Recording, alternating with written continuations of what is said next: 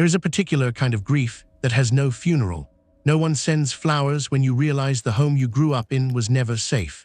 No one comforts you when the story you've told yourself for 30 years quietly cracks open. You called it normal because it was the only thing you knew. But somewhere along the way, you started noticing the silence, and the silence had a name. Think back to the version of you that existed before language, before you had words for what you were feeling, only the feeling itself. That version of you was always listening, to the tone of a voice before it spoke, to the sound of a car pulling into the driveway, to the difference between a quiet house and an *2* quiet house. You learned, long before you could explain it, how to read a room the way other people read a book. That wasn't intuition, that was survival. You may have felt this in moments when you walked into a room and instantly knew something was wrong before anyone said a word. A skill like that isn't built in safety. It's built in uncertainty, in the spaces where love came with conditions, where affection had weather patterns, where you never quite knew which parent was coming home. So you became quiet, not because you had nothing to say, but because saying it never seemed to help. You learned that your needs were inconvenient, that your big feelings made the house feel smaller, that the easiest way to be loved was to be no trouble at all. This is where it begins, not with a single dramatic moment, but with 1,000 small ones, a held breath, a swallowed sentence, a child quietly deciding that disappearing a little was safer than being seen. What did your silence protect you from? Every family, even the difficult ones, runs on roles. Someone has to be the peacekeeper. Someone has to be the strong one.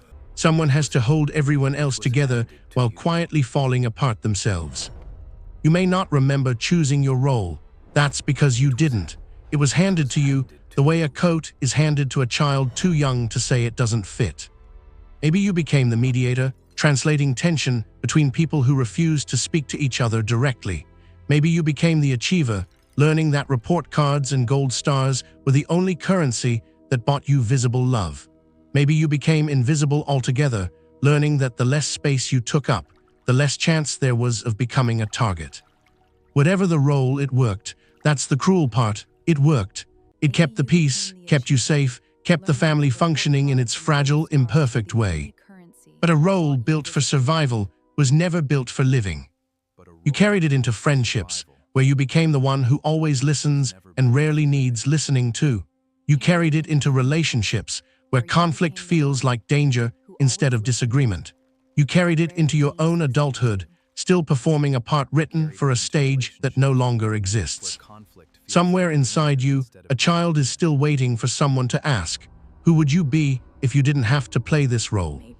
This is the part that hurts the most, not the events themselves, but the realization of how much you absorbed without ever being told.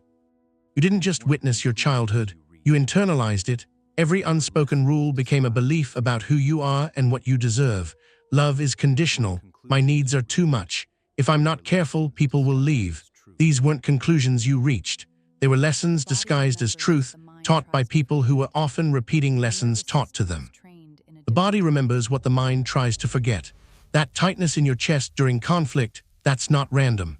The way your stomach drops when someone raises their voice, even gently, that's memory, not overreaction. Your nervous system was trained in a different time, under different rules, and it has been protecting you ever since, even when the danger is long gone. This is why just normal can feel so hollow once you start examining it, because normal was never the right word. Familiar, yes. Survivable, yes. But normal implies safety, and safety was never guaranteed. You may have spent years defending your childhood to others, and even to yourself, not because it didn't hurt, but because admitting it hurt felt like betrayal, like you were the one breaking the family's silence. What if naming the wound isn't betrayal? What if it's the first act of honesty you've ever been allowed? There is a strange kind of mourning that happens here, not for what was lost, but for what never existed in the first place. You grieve the parent who couldn't show up, the safety that should have been your birthright, the childhood you deserved but didn't receive. This grief doesn't arrive all at once. It arrives in waves, sometimes triggered by something as small as watching another family laugh easily at dinner, wondering what that must feel like. But inside that grief, there is also relief, the relief of finally understanding *why Why connection feels hard, why rest feels unsafe, why your inner voice can be so unkind. It was never a character flaw. It was a coping mechanism built by a child who had no other tools. Healing doesn't mean rewriting the past. It means finally putting down a role you were never meant to carry forever. It means letting that watchful, quiet, achieving, peacekeeping child finally rest, and letting the adult you've become learn a different way of being loved. This is not about blame. Most people who hurt us were once hurting children themselves, repeating patterns they never had the tools to break. But understanding their pain doesn't erase yours. Both truths can exist at once. Who might you become once you're no longer protecting a house that no longer needs protecting? You are allowed to grieve a childhood that looked fine from the outside. You are allowed to love your family and still acknowledge what was missing.